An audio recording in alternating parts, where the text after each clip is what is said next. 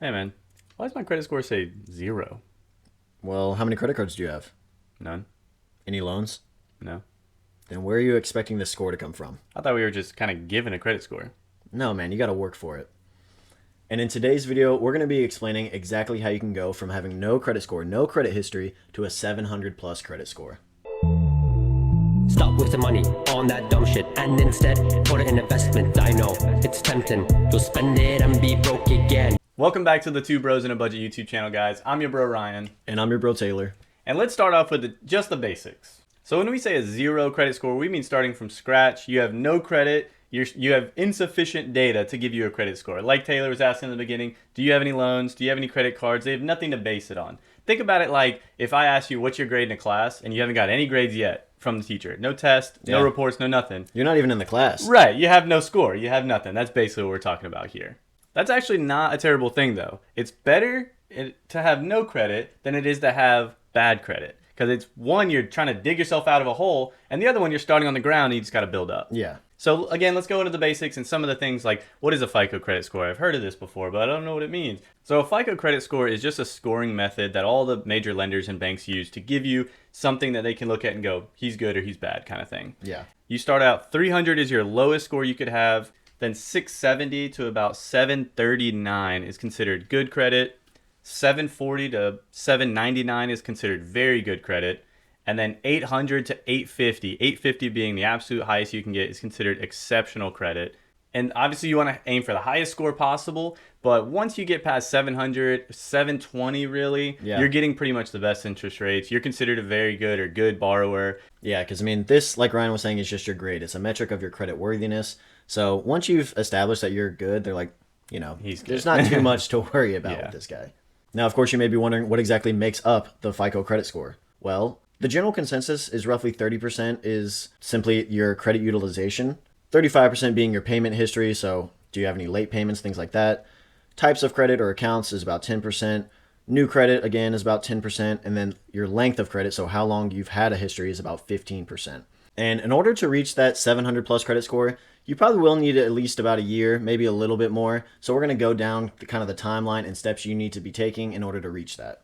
Option one for a lot of people, if you're fortunate enough to be in this kind of situation, is becoming an authorized user. So someone else's good credit can benefit yours. So let's say you have a parent, a family member, or someone you just really trust, and you don't want to just become an authorized user on anybody, nor will everyone kind of accept you as an authorized user. But essentially, you get attached to them. They have a credit card, let's say. You get your own card with your own name and everything, but you don't even have to use that card yourself. As long as they're still using it, their credit score gets applied to you. So your credit history is getting built with almost no work at all. Now, of course, if they have bad credit history, your credit history is now bad. And like we said at the very beginning, it's better to start from nothing than in a hole.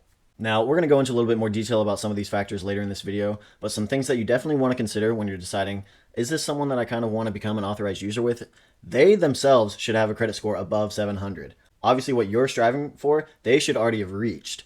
So you kind of want to look at those things. And frankly, it is a bit of a heavy, serious conversation to have with someone. But if you can get in and just be kind of a beneficiary of someone else's hard work, that's one of the easiest ways. But you also have to be a very good person to do this. Because you're attaching yourself to someone else's hard work and their benefit, and you're taking on basically becoming a part of their file. And then if you were to go crazy spending and not pay your bill, you could totally wreck their credit score and your own, which would be just a horrible thing.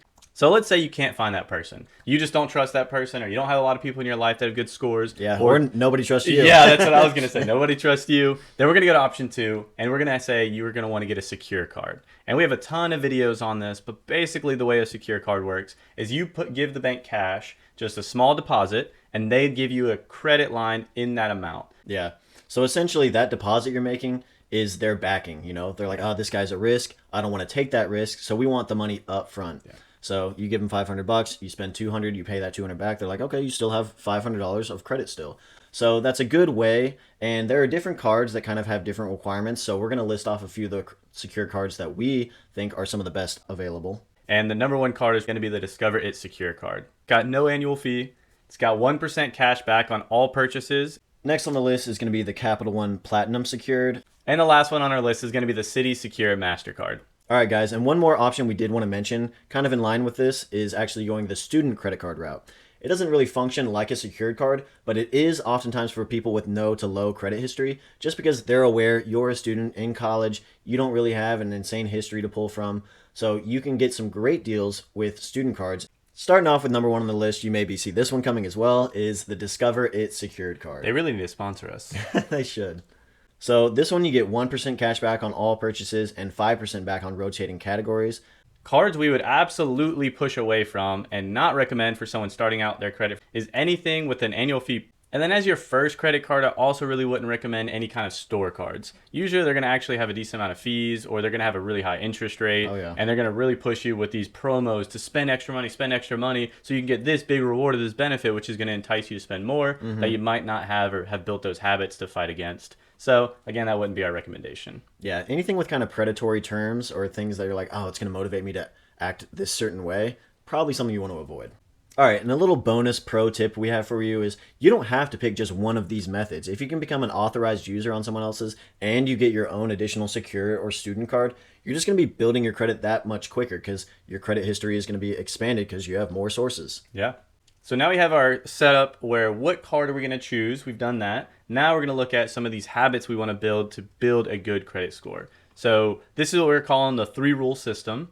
Rule 1 is going to be to use your card regularly, but on small things. Like let's say gas. Gas is going to happen frequently. You're going to have to fill up your tank often, but it's not going to be hopefully over $50 or $30 depending on the car you have. And so you could do that showing you're spending money to the bank and the bureau and you're paying it off right away. I might have skipped ahead to the next rule, but we're going to get there. And again, you're never going to want to utilize over 30% of your credit limit. It doesn't look good unless it's for an extremely short period of time and you're immediately paying it off. You realistically want to sit below 10%. And running right into rule number 2, kind of already touched on it, is simply paying it off every month. My bad. You can pay it off more frequently, by all means. Yeah. You spend it right there. If you want to hop on the app as you're walking out the store, hey, more power to you. And the last rule we want to implement is to monitor. Check your credit score. It doesn't have to be every day or anything like that. Just check it monthly, quarterly, just where you don't let it get out of control and you're like, oh my gosh, I didn't realize I had a credit card I wasn't paying and it's killing my credit score, and it built up for months and months. I usually check mine probably once a month at least, me personally. And just, it's not a huge fluctuation to be honest. It's but just, it keeps you accountable. Exactly. Just to make sure nothing crazy's happened, just review it. You can avoid a lot of that problem. All right, so we know what cards and strategies we're using. We know the practices that we need to implement to reach it. Now, let's get specifically into the timeline. Now, of course, this is going to fluctuate slightly, but a general outline that is pretty good to follow in the beginning is just building your foundation. You want to, of course, apply for your first card, become an authorized user, whatever it may be, and you want to start using that card for small purchases. Set up auto pay, all that good stuff. So we're moving on to the next thing, your 4 to 6 month mark. This is when you first start seeing your credit score appear. Your first score is probably going to be in the 650 to 680 mark. Since you're so new, you can definitely see some fluctuations for paying extra or opening a new credit line or anything like that, or an authorized user. If they were to do something and you're on theirs, you could see your credit score move up and down a lot because you're so new. But again, maybe even 600 to 680 you can expect. All right, now we're getting further down the line. The month, say 7 to 12. This is where we start getting a little more stable. You can expect your credit score to be increasing by about 10 to 20 points a month if you're doing all the practices that we previously mentioned. You probably want to consider opting in for a credit limit increase. Whatever kind of card you have, that is an option. Yeah. All these things that make you look better and make you more of a reputable borrower are very beneficial. Now we're looking at the 13 to 18 or honestly 13 plus month at this point, and you're just going to keep those habits. And the longer you do this and the more types of ways you do this, so student loans and credit cards and car loans, you'll then keep building a more well-rounded score to the point where everybody's going to let you borrow anything. Yeah. So what are some of the things that can help you speed up and build your credit faster? Having multiple positive accounts. So again, having an authorized user and your own card.